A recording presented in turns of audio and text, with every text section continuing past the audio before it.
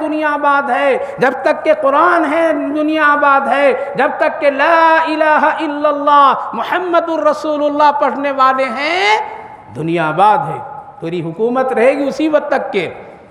اس لیے کلمے والوں کو مت پریشان کرو، کلمے والے اگر شکایت کر دیں اللہ کے سامنے، لیکن ہم وہ شکایت کرنے والا متقی پرہیزگار بن کر کے اگر کر دیا تو قسم خدا کہ پھر جینا مشکل ہو جائے گا۔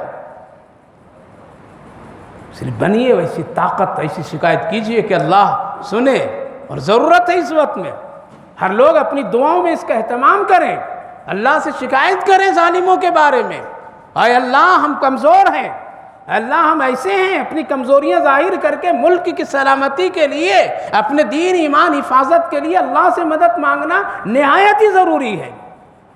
یہ 3-4 راتیں جو باقی ہے قسم خدا کی دل سے دعا مانگو اللہ سے، مانگیں گے؟ دل سے مانگیے، ماں بہنیں گھر میں رو رو کر کے مانگو، نہیں تو عزت و عفت کی بہت ہی خطرناک حالات بنا دیے یہ لوگوں نے، سکون اور چین ختم کر کے رکھ دیے ہیں یہ لوگ۔ اس لیے بس ایک ہی چیز ہے، ایک ہی ہتھیار ہے، اور وہ ہے دعا۔ المخ العبادہ، عبادت کا مقصد دعا ہے، مومن کی ہتھیار دعا ہے، مت بھولیے۔ اسی لیے 3-4 راتیں جو باقی ہے قسم خدا کی اتنا مانگو، اتنا مانگو۔ ایک دن سحری ٹھیک سے نہ کرو لیکن دعا ضرور کرو۔ ایک کپڑے خریدنے کے لیے بازاروں میں میری ماں بہنوں مت پھرو، اللہ کے سامنے گڑ گڑاؤ، ورنہ یہ سارا سنسار، یہ ساری دولت، سارے پروپٹیوں پہ آگ لگا دیں گے لوگ۔ حالات ایسے ہیں، افسوس ہوتا ہے۔ شب قدر یہ کہتے ہیں، کیا کہتے ہیں؟ یہ قدر کی رات ہے، طاق رات ہے، بڑی بابرکت۔ میں یہاں سے فارغ ہوں گا تو الحمدللہ ابھی ایک مسجد میں جاؤں گا، اور وہاں 12 سے 1 تک کے مجلس اور دعا، اور 2 بجے سے بیپاریہ مسجد میں 2 بجے سے 3 بجے تک کا ٹائم دیا ہوں، مختصر بات اور دعا۔ 5 منٹ کے راستے کتنے دیر میں جاتا ہوں؟ آدھا گھنٹہ لگ جاتا ہے۔ کتنے بجے؟ لوگ کہتے ہیں رات میں ٹریفک بہت فری صرف یہاں سے داخل ہوتا ہوں تو وہاں تک مسجد تک پہنچتے آدھا گھنٹہ لگ جاتا ہے۔ کون لوگ آ گئے ہیں یہ لوگ؟ ادھر اوباس قسم کے نوجوان کھڑے ہیں، ادھر ماں بہنیں ٹہل رہی ہے۔ ارے زمانے تک کما لوگے پیٹ نہیں بھرے گا، ایسے لوگ پھر رہے ہیں۔ اللہ دیکھ نہیں رہا ہے؟ پریشانیاں کیوں نہیں آئے گی؟ کیوں نہیں آئے گی پریشانیاں؟ جس وقت اللہ سے مانگنے کا تو کپڑے کے پیچھے لگا ہے۔ وہ کیسا تاجر ہے، وہ کیسا خریدار ہے۔ یہ کون لوگ ہیں؟ تو مسلمان ہیں، یہ تو مسلمان ہیں میرے بھائیوں، بزرگوں، ماں بہنوں۔ حالات ایسے ہیں، اس لیے حالات کو اگر نہیں اپنے کردار سے نہیں بدلیں گے تو اللہ کبھی بھی نہیں بدلے گا۔ اس لیے بدلنے کی ضرورت ہے، بدلنے مانگیے، خوب دعا کیجیے، خوب کیجیے اللہ سے۔ حضرت نوح علیہ السلام کی کشتی جا کر کے جودی پہاڑ پر رکی، اور پھر جب سب ختم ہو گئے، کوئی بھی باقی نہیں رہا، کوئی بھی نہیں رہا۔ اللہ نے پوچھا ہے نوح ذرا دیکھو سب لوگ ہیں تیری کشتی میں؟ کہا کہ ہاں سب ہیں، میں سب کا چیک کر کے بیٹھایا تھا، سب کا آئی ڈی پروف دیکھ لیا تھا، اور وہ آئی ڈی پروف کیا ہے؟ ایمان والے سب سوار ہیں۔ کہا کہ وہ بڑھیا جو روز آتی تھی میری بندی تیرے پاس کہ کب کشتی چلے گی وہ بھی ہے یا نہیں ہے؟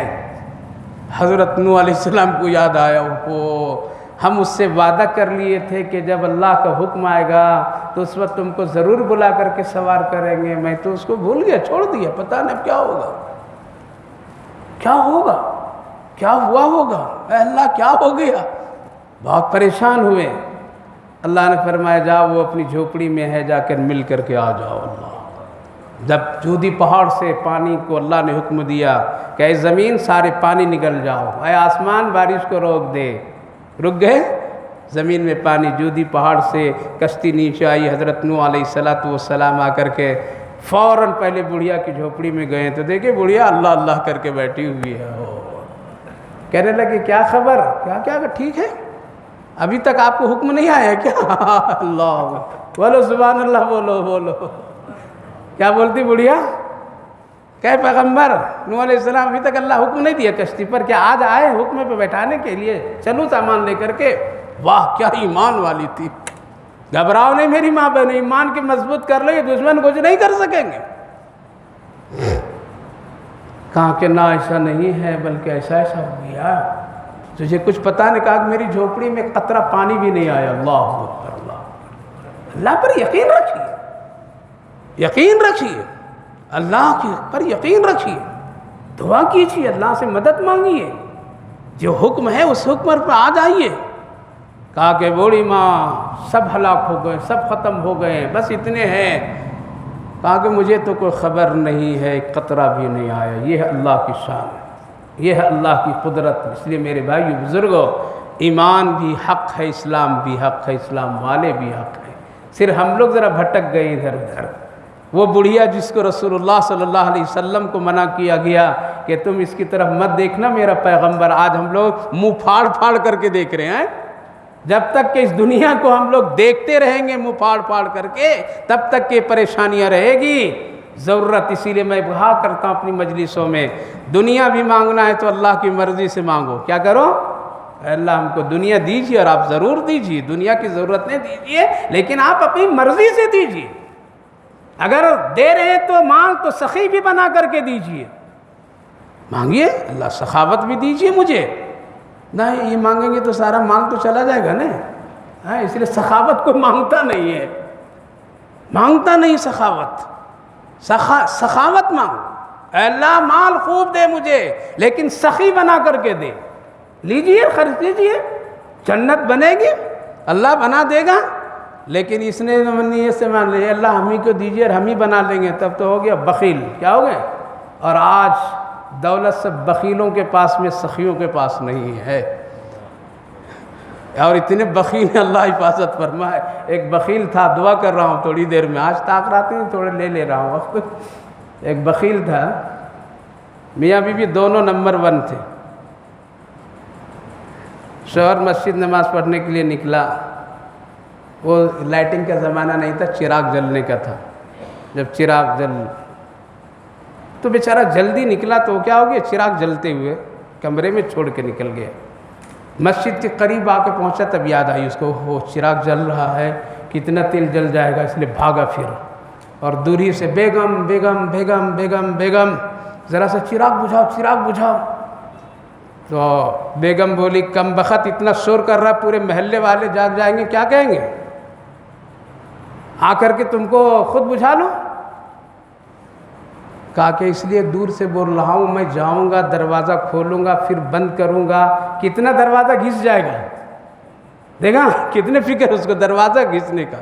اس لیے دوری سے بول رہا ہوں کہ جلدی سے تم بجھا دو، تاکہ مجھے دروازہ کھولنے اور لگانے کی دوبارہ ضرورت نہ پڑے، میرا دروازہ بھی اتنا گھسے نہیں، یا دنیا یہ۔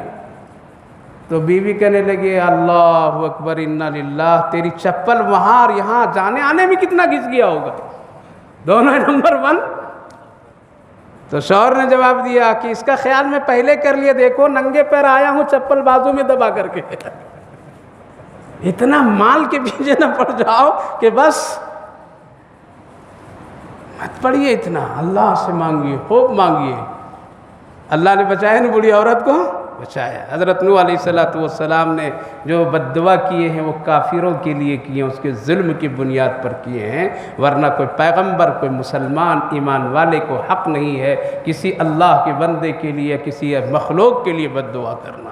اسی لیے میری ماں بہنوں، چھوٹی چھوٹی باتوں میں گھر میں لان و تان مت کرو، ساس بہو کو نہ کرے، بہو ساس کو نہ کرے، ایک دوسرے کو نہ کرے، بچوں کو بھی نہ کرے، بچوں پر بھی لعنت نہ بھیجو۔ تو ماں باپ بن کر کے اگر اپنے بچوں پر لعنت بھیجیں گے تو کتنا تیری شفقتیں، وہی بچے نافرمان ہو جاتے ہیں تیرے حق میں۔ اس لیے کبھی بھی نہیں ایسا کرنا چاہیے، کسی بھی مسلمان پر نہیں۔ دو ہی کام کرو، اگر ہمت ہے تو صبر کر لو، اللہ اس کا بہتر بدلہ دے دے گا۔ بد دعا اور لعنت نہ کرو، بلکہ شکایت کیا کرو۔ کیا کرو؟ شکایت کیا کیجیے اس کو، ایسا ایسا ہے، اس میں تو خیر ہے، اس میں خیر ہے، دعا کیے اے اللہ مٹا دیجیے ان کافروں کو۔ کیا دعا کرنا ہے؟